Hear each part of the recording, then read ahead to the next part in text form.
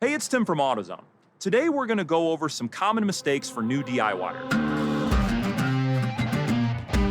Working on your own vehicle and taking on maintenance and repair as a hobby is a rewarding learning process. But before you get started, here's some common mistakes to avoid. A project may look complicated on the surface, but with some time, experience, and patience, you can take on most jobs.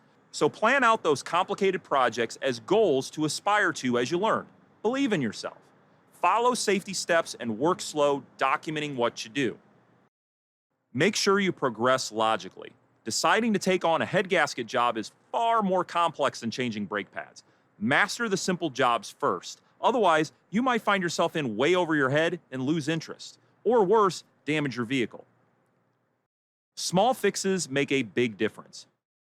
Keep up with your regular maintenance because doing so avoids things becoming big, catastrophic fixes. Any AutoZoner can help you with most projects. There are plenty of resources online, such as numerous automotive forums related to your specific vehicle, and plenty of how-to manuals, including your owner's manual.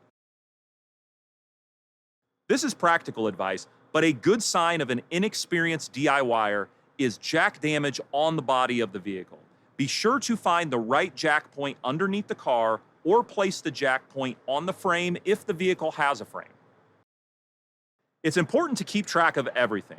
Keep bolts and fasteners in paper or plastic bags and label each one based on where they go. Document each step and take pictures of how things go back together.